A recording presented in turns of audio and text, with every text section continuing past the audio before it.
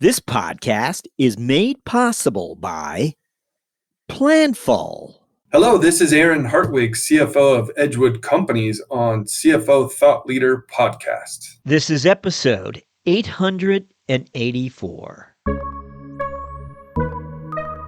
I think as long as you tie your KPIs with your corporate strategic objectives, and that includes looking at not just saying, okay, we want to exit, but thinking, where is our growth coming from? What is our plan? So some organizations might be prioritizing profitability and working capital over growth, particularly right now. We're not. We're still a primary growth organization because our market's buoyant. And therefore, they might have a slightly more different nuanced view on things than we do. But just making sure that your KPIs are constantly evolving to your strategic objectives, and then you should be safe. Hi, it's Jack. On today's show, we speak with Gillian Sheeran, CFO of Pricefx.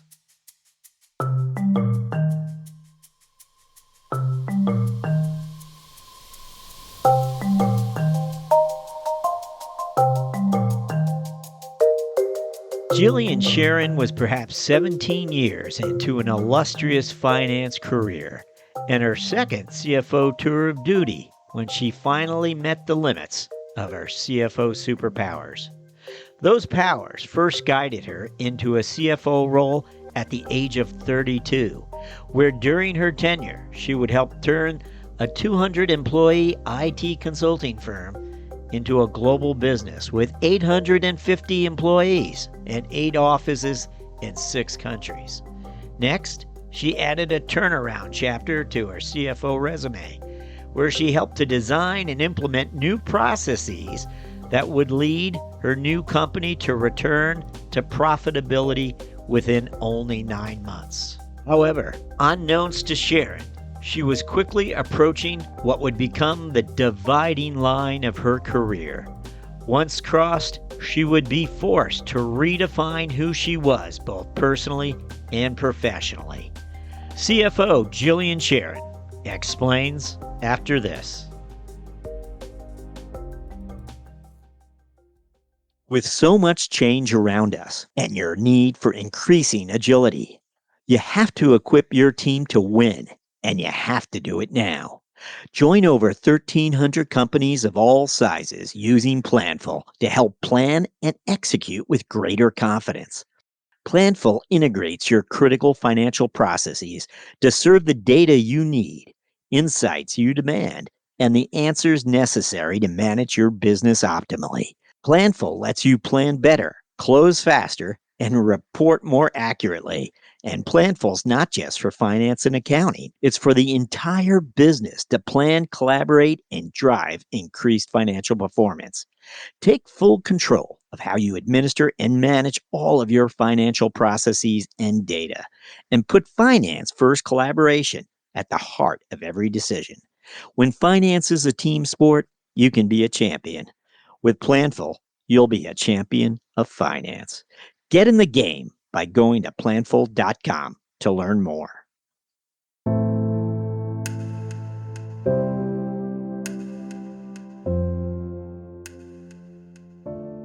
Hello, we're speaking with Gillian Sheeran, CFO of Pricefx. Gillian, welcome. Hi. So Gillian, we always begin by asking our guests to look back for us. And what we want to know are those experiences as you look back that you believe really did help shape you into a leader, had some impact on you.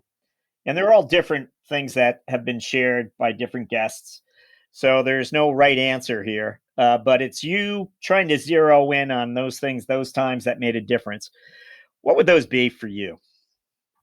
I think to answer this question, to think about why I became a CFO. I became a CFO because I wanted to be on a board of directors. I wanted to be where the action was happening. I wanted to be part of those decisions. And somebody told me that the fastest route to the board was through finance. Years later, I've met people who were told the fastest route to the board is through IT. The fastest route to the board is through marketing. And I've heard the fastest route to the board is through sales. But anyway, I was told this at a time when I was utterly directionless. So I wasn't one of those people who, at 6 years old, determines what they want to be the rest of their life. I studied chemistry and maths. And then at university, I studied psychology. And I loved psychology, but I knew I didn't want to be a psychologist. And I took a job in Dublin.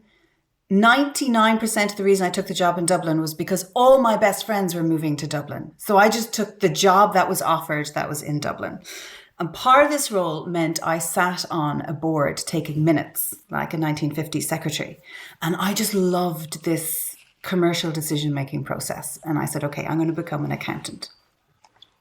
So that gave me a bit of direction, which was great. This kind of serendipity that happened in my life was fantastic. And when you think about what are the strategic moments in your career, I kind of stole because there are many and yet there are so few. But I can think about the times where I thought, I can't cope. This is really difficult.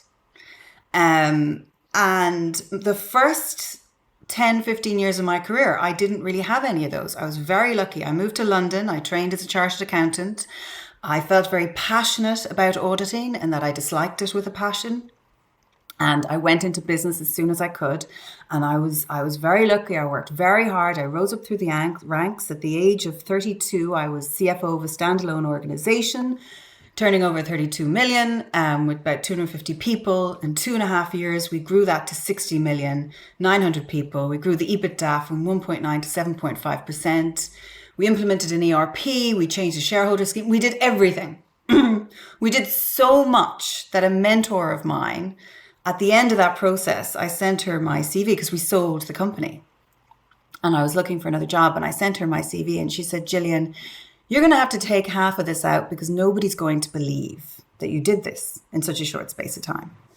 And I thought, I'm invincible. This is incredible.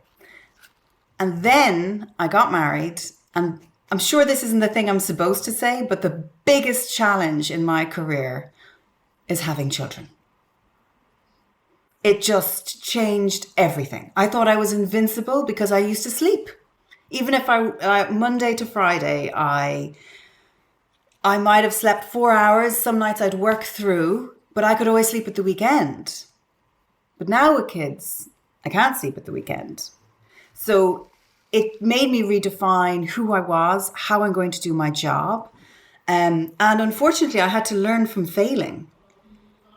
So when my youngest was 9 months old and my other child was 2, I went back to work as a CFO in a turnaround, and I worked incredibly hard because that's what I do. I work smart and I work hard, and I go in and I've never failed and I achieve, and we turned it around. We came up with all these brilliant ideas for growth.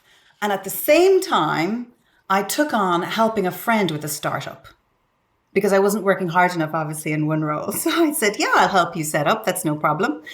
And I ran into a wall.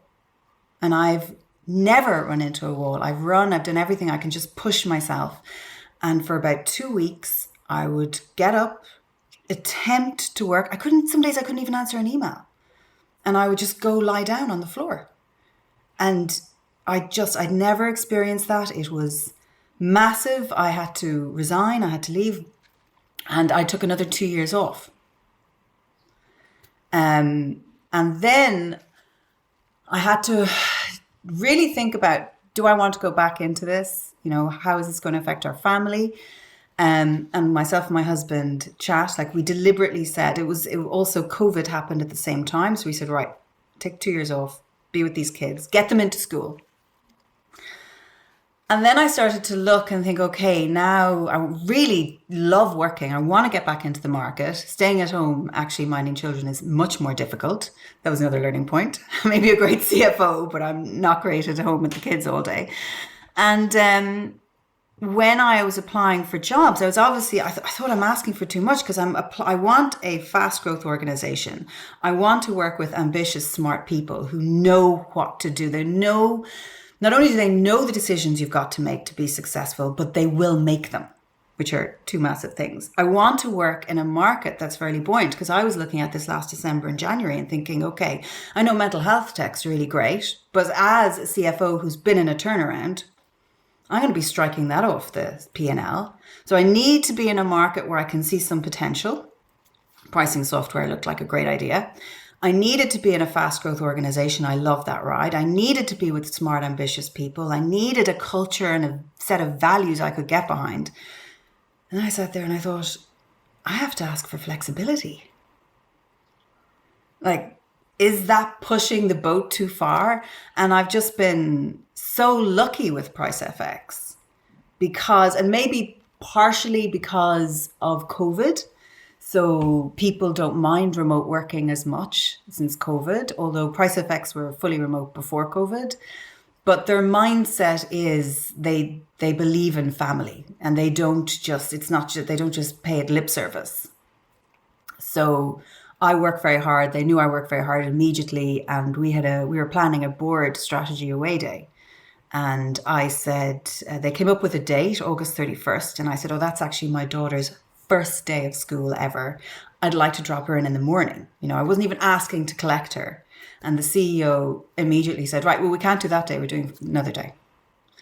And there have been several instances where they just show such flexibility that it and also I have to manage myself much more. I work hard, but now I don't work. I always have one email free day. It's Saturday. And most weekends I don't work. I'll work insane hours Monday to Friday, but weekends I don't. And that's been, for me, I know it probably doesn't sound like a professional challenge, but it is, because if you're not looking after yourself, you can't function professionally. You're too tired. You make bad decisions. You don't think things through thoroughly enough. You don't perform the right analysis. You don't have the right conversation. You fire off an email too quickly even though you know the individual to whom you're sending the email likes a hello, how are you at the start. Maybe you're too direct. You know, you're not thinking of all these extra things. You're not double checking the numbers or triple checking them. You're just giving them a quick glance. So all these things I felt really did impact me as a person and me and my performance. Wow, nice overview and insight there for us. I want to mention that you worked at the FT a while, just because every finance leader has a relationship with the FT, or they feel they know it. You were actually in the finance function there and grew, climbed the ladder there before you went on to your CFO resume, really jumped to a CFO role. But then you made me think of many of the women finance leaders who come on who have raised families. They are on average older than the men when they reach the office of the CFO. And I do think it has to do with families and raising children and the challenges the role presents to their family situations.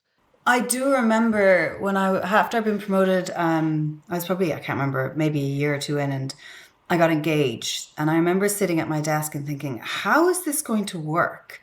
It's not the type of role that you can find an easy substitute for a maternity cover. It's not the type of role, you go in, you invest so much, you really shape the whole team. They become your babies. We implemented it in ERP. That was my baby. You're so involved with everything, and you're in the middle, slap bang in the middle of these strategic objectives and these plans that you set as an exec team. How do you walk away from that for maternity cover? And I fortunately didn't have to answer that question, because we sold the company, and then I gleefully took voluntary redundancy, which actually I then discovered I was pregnant. So that all kind of worked quite well. But I have always thought about, well, if it hadn't happened in that sequential pattern, if I had been pregnant, it would have taken me years to become a CFO afterwards. Years. Can I ask you a little more about that? Yeah. And again, you haven't mentioned the company by name. I guess it was sold, Rule Financial. It's not. Yes. That Rule Financial, though, which is, you first stepped into a group financial controller role. and you got elevated to the CFO role. Is that right? You got promoted into that? What was it exactly the nature of its consulting work? Mainly IT consultancy services focused on the institutional and investment banking sectors. So if you think about that, there's very specialist banking software, and we had specialists in banking software. And then how we really differentiated ourselves is we had these individuals in the organization who loved reading banking regulation. That was their passion. And this was at a time, so I joined 2011, 2012, so SOX had already hit, but all the new Dodd-Frank, I'm trying to remember the names, all the new legislation was just pummeling. Basel, we're just being pummeled, all the banks were being pummeled with it constantly. And we had a phenomenal set of consultants who understood banking, who understood their software, and who were reading ahead in the regulations and so could advise them. So one of the strategic shifts we made was when, around the time I joined, we were mainly a staff augmentation body. So if you needed somebody who specialized in Linux or Java or whatever, or more of the banking software, we could supply that. But then we became thought leaders. So we realized that we had these incredible gems of individuals, and we started to write white papers and take the problems away from our clients, the banks, and try solve it for them themselves, which is much more profitable, yet slightly riskier work. We always like to look at the segues. Was there something that you distinguished yourself? Were you certain, the CFO role was a natural progression for you there? Did you first join the company thinking it's in reach if I, achieve what I'd like to achieve here? No, I joined the company because, I was at the Financial Times. I adored the Financial Times, an amazing set of people, so smart, so clever.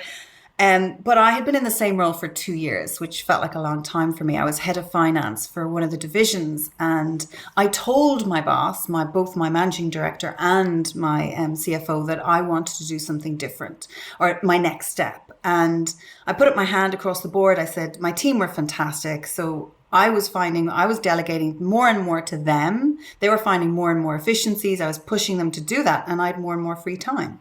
So I put up my hand. I said, I've got spare time. And I was on all these brilliant projects, flown all over the world to look at M&A deals. Was on a hunting team to try find an acquisition in another area of the business, with the outcome that I would be implemented as a CFO or a COO if one of these landed. But because it was 2008, 2009, the markets were crashed and Pearson was tightening the purse strings. And so the benchmarks for acquisitions and for new revenue streams were getting higher and higher and higher. And then I had to have a whole hard, cold look at my CV, and my accounting CV, my financial CV was auditing and entirely strategy and planning and management. So I didn't have the control aspect of my CV. And everybody internally who knew me was happy for me to take the next step because they knew me and trusted me. But if I wanted to get a CFO role externally, I was missing this huge part of my CV. I'm not sure that applies today, but it did apply then. And so I took the job in Rule because that's what I wanted. And I didn't think that the CFO would leave, but he did. And it was a departure that opened the office to you. Okay. Yeah. Interesting. So when he left, the CEO called me in and said, "Look, what do you think a CFO should do here?" And I just told him what I thought somebody should do, and he liked what I said. Well, let's find out. We'll have a few more career-related questions for you a little later, but let's find out about Pricefx. Tell us about this company. What does it do, and what are its offerings? Pricefx are a pricing software platform. What we do is we help enterprises who are suffering with pricing challenges. We help them to reliably accelerate their profitable growth with precision, visibility, efficiency, etc. And where we really assist is with pricing optimization, management, and the CPQ piece. And so what we're invariably doing is we're working organizations off Excel, maybe they're homegrown or some legacy solution, into something that's much more dynamic and real time. Our customers are very large, multi-billion pound organizations with high volume, high complexity pricing across maybe several different types of industries. Now, it's a software offering that comes with consulting services? It would seem to me it would have to be tailored really for a particular organization, or no, that's not the case. Well, so we are actually at the moment creating kind of industry standard packages, but for our history to date, we generally have to tailor it for each organization. So you're absolutely right there.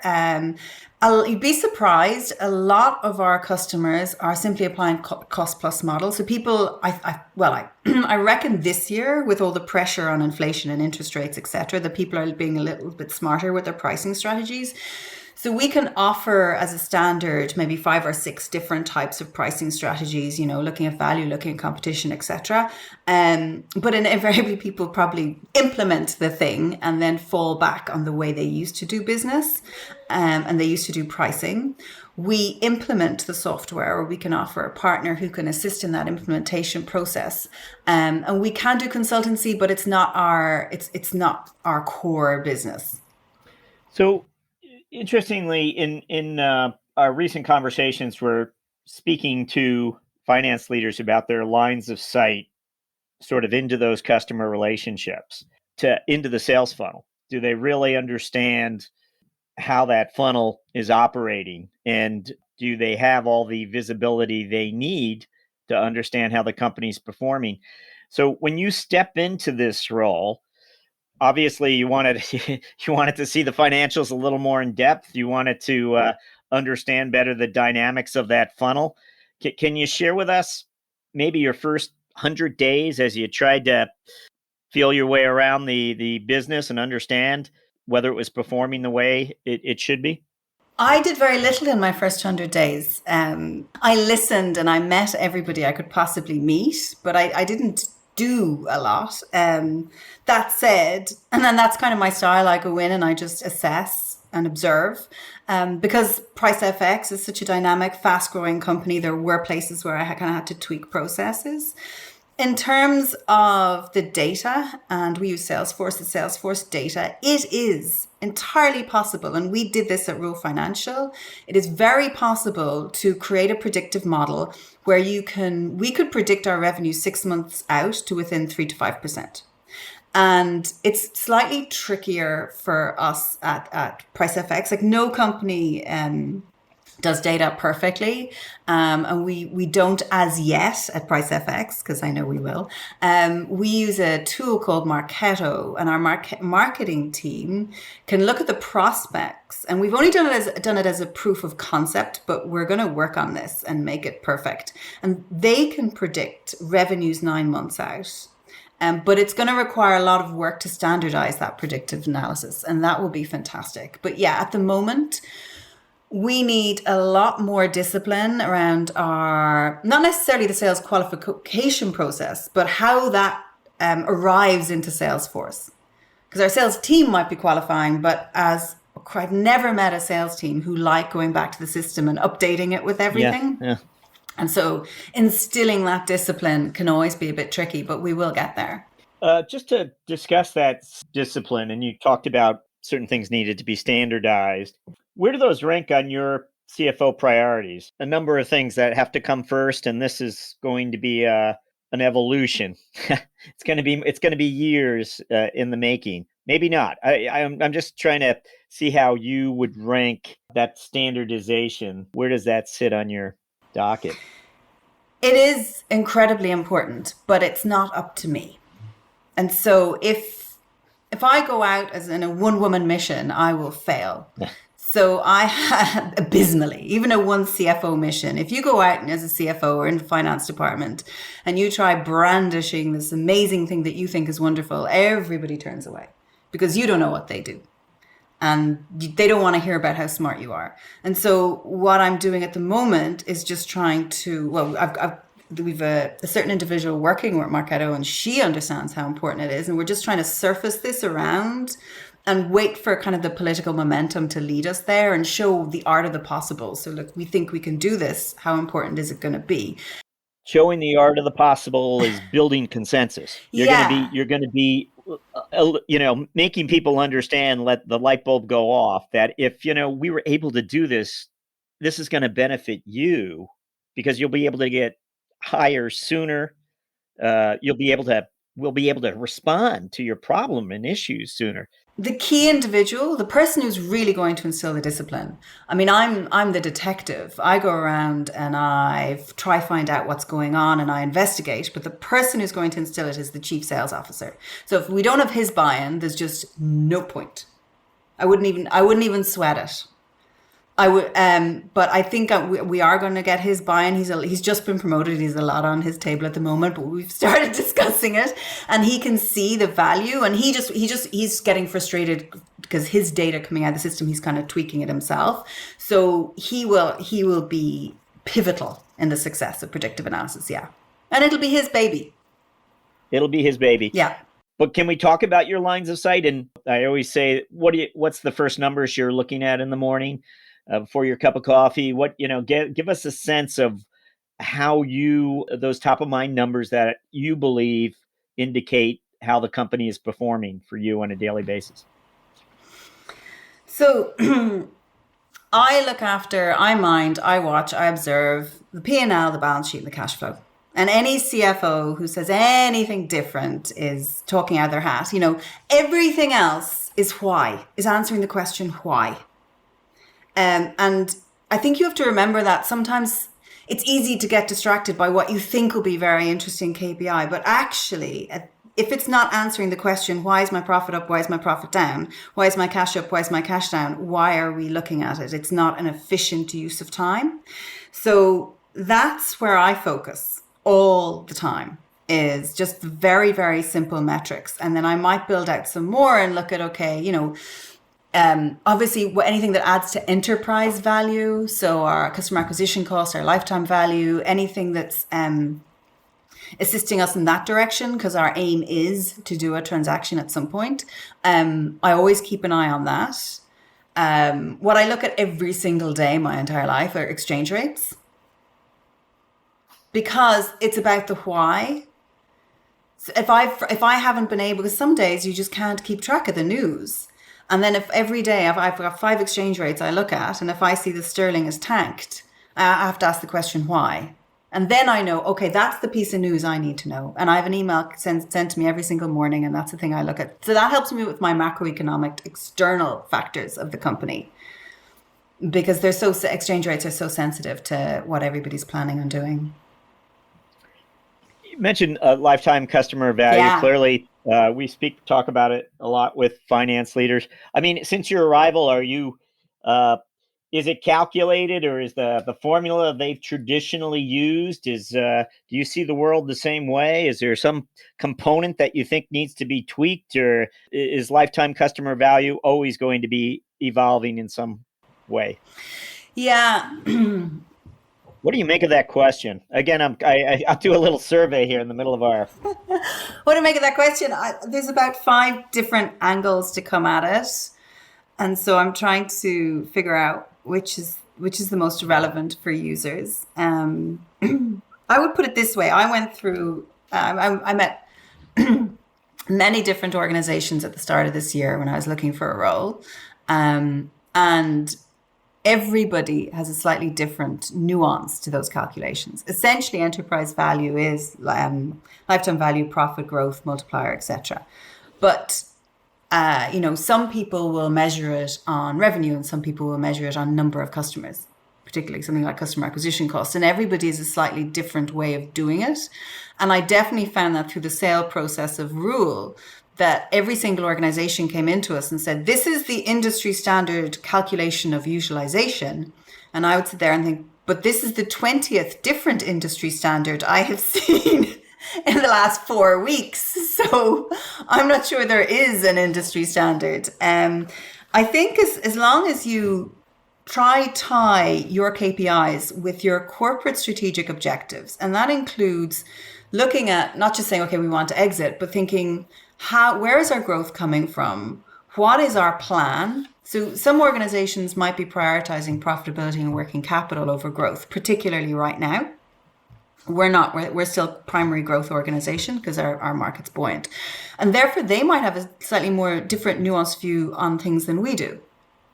But just making sure that your KPIs are constantly evolving to your strategic objectives, and then you should be safe.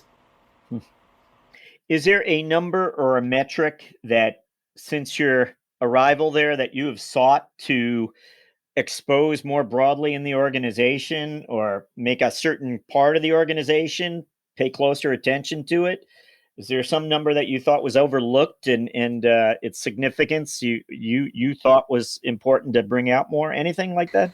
Yeah, there've been quite a few. So my predecessor came from a banking, one of the cleverest people I've met in my life, very, very smart. And he arrived and he tailored all the reporting for the board.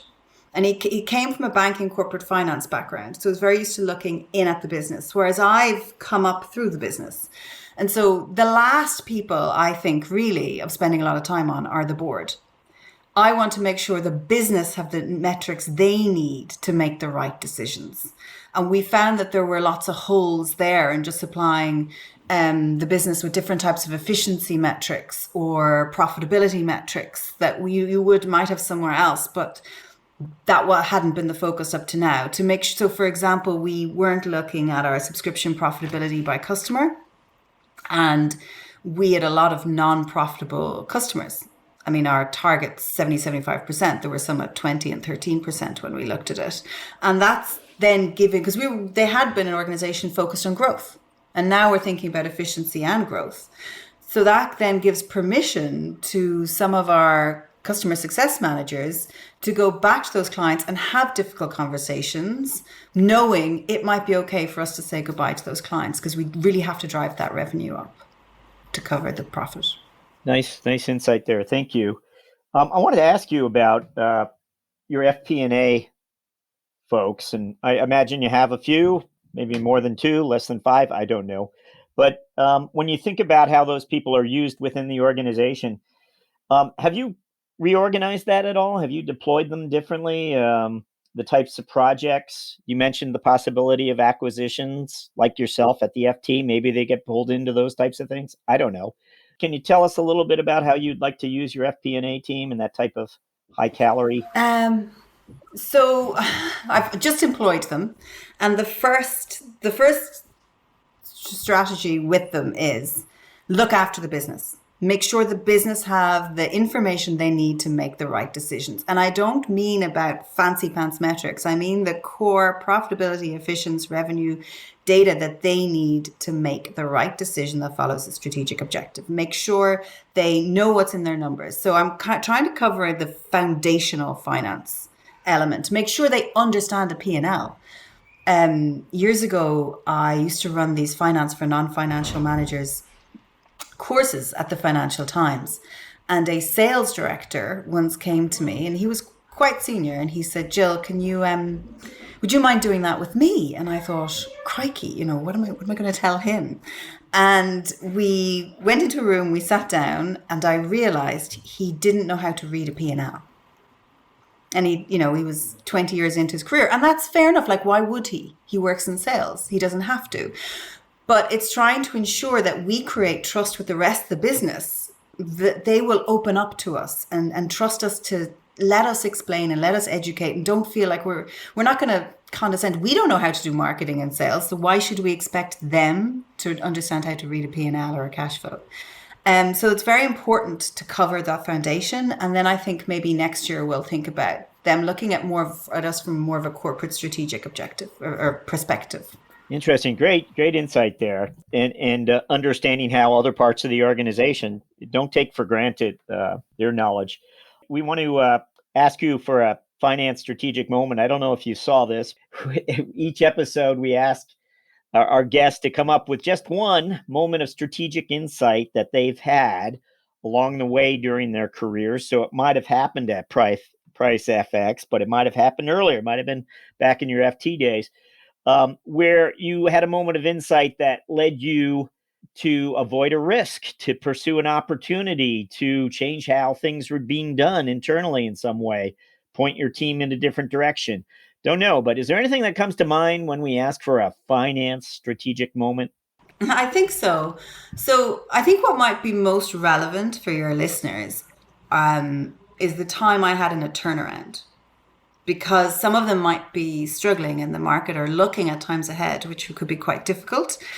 And what I'd like to say is that in some ways, making decisions that determine your future when times are bad is actually easier than when times are good. Because when times are buoyant and good, you have this plethora of choices. I was brought into a turnaround. It had been an investor I knew before who asked me to come in and assist them. And I would look at the financial landscape of KPIs, and it was a desert of brown negativity, death. With the problem of why we weren't making enough profit, I just kept digging and digging. And we had, maybe a few different tranches or categories of clients, and the most popular clients, we weren't making much money from at all. But there were some other pockets of clients where we were making a decent gross margin.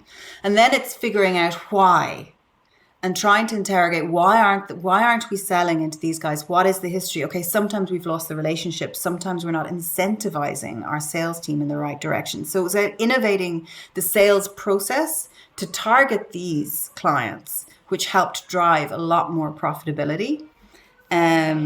With the trying to figure out the answer to this services life cycle issue, I was given responsibility for all areas except for sales and marketing.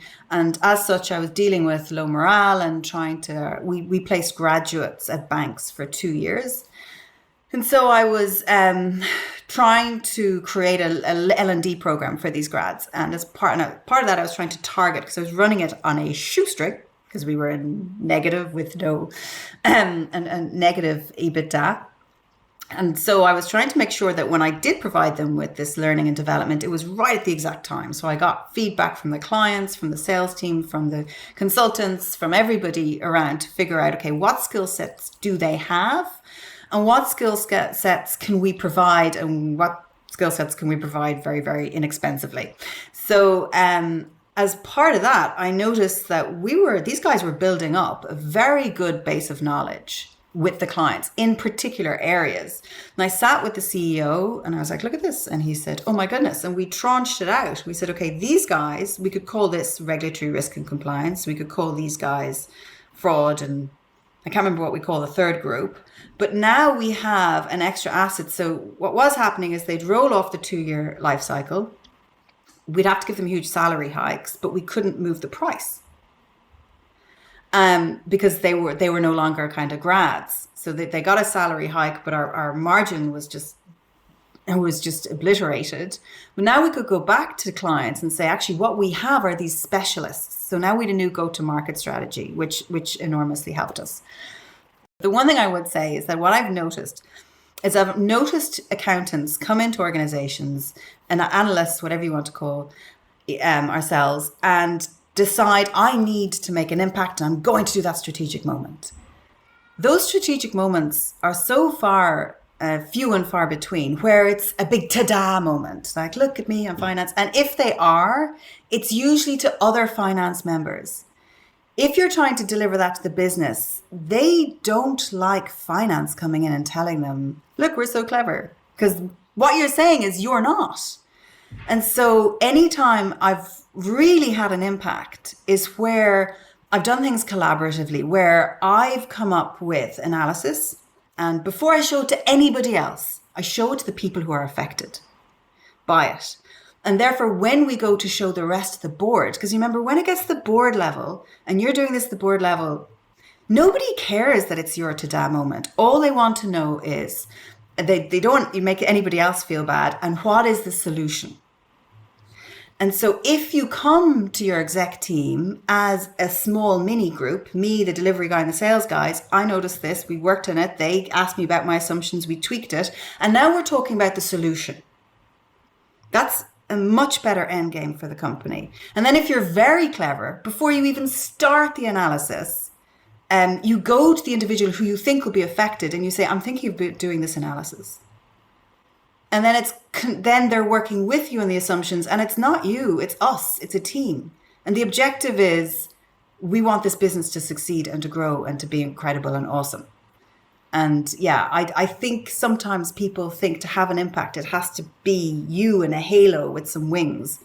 But it's never. The best impact you can have is enabling others to have an impact. Hi, it's Jack. I hope you're enjoying our talk with CFO Gillian Sheeran of Pricefx. Just a note here to mention, if you haven't already visited CFOthoughtleader.com to check out our video blog, make some time for us. We feature quite a few of the most recent episode CFOs, including Gillian's. Again, at CFOthoughtleader.com, just look at blog right on the nav bar. You'll find us there. Now back to our interview with Gillian Sheeran. We're going to jump now to what we refer to as our mentoring round. We're going to ask you to look back again for us, just to that first 30 days or 60 days when you first stepped into a CFO role for the very first time. We're wondering if you could go back in time and give yourself a piece of advice, thinking about that person who's only been in the role 30 days. What would you tell yourself? What is the piece of advice you would give yourself? Anything? I was very lucky. I had a couple of mentors who gave me the advice that helped me succeed. Well, the first thing is my CEO gave me a coach for a year, fantastic coach, Charles Kingsmill. So ask for a coach. Ask for a coach. I would have tanked except for him. And then I had a mentor who came from a very illustrious background, was CFO of Mars. He was a Cambridge first, Cambridge Blue. And I remember when I was promoted, he said to me, okay, so Gillian, what do you do when you get a big problem? And I thought, well, I'll answer in the educated, proper way. Well, I analyze, and then I do this and do that and the other. And he said, and I said, what do you do? And he said, I run to people. I do not anticipate I will ever be able to solve anything myself. And this guy got a first in Cambridge. And I suddenly thought, oh, good God, why am I trying to solve all these things on my own? There's no point. Run to people. Great. Run to people. Great line. Yeah. We also like to ask our guests to reflect a little bit on the personal side for us, reveal something about themselves, a personal habit or part of a daily routine, something maybe a family member would point out rather than a business colleague, something that's generally known about Gillian. This is how she does it. This is just the way she is. I don't know. Is there a personal habit or part of a daily routine that you're known for? I'd say there are two things. One is definitely lists.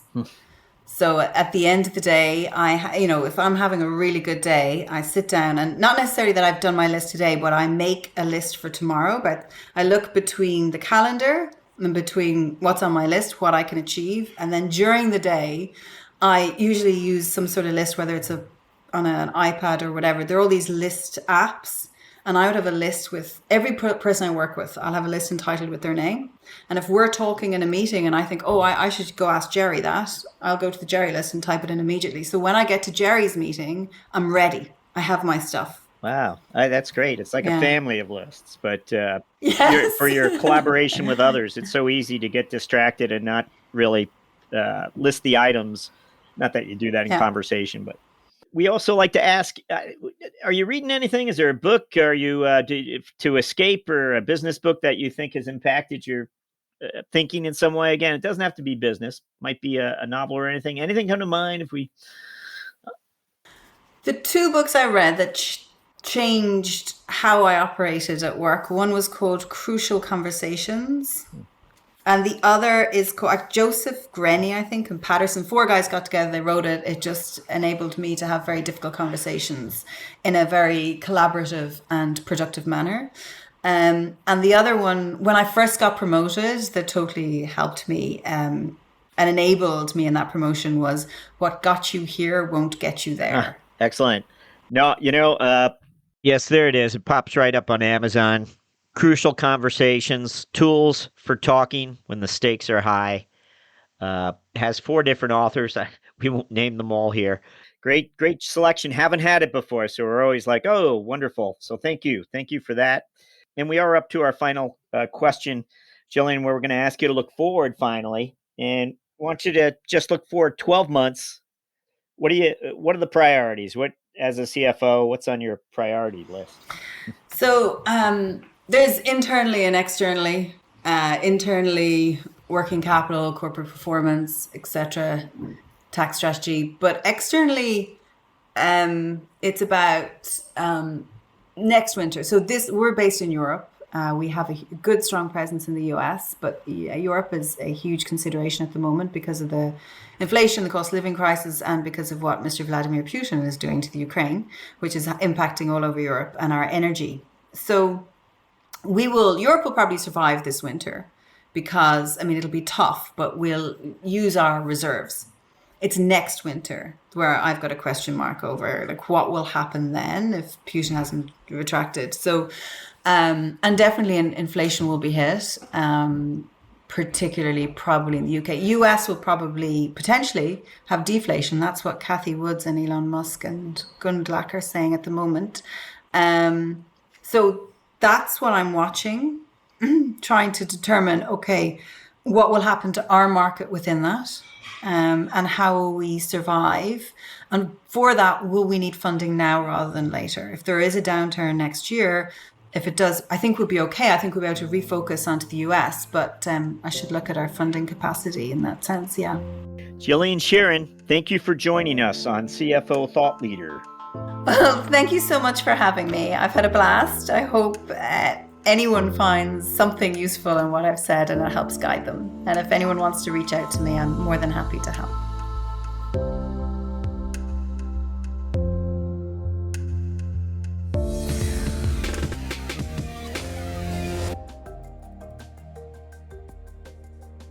Hello, listeners. Do us a favor. Be certain to subscribe to CFO Thought Leader on Apple Podcasts, or if you're an Android user, check us out on Spotify or Google Play. If you like the show, please recommend it to a friend.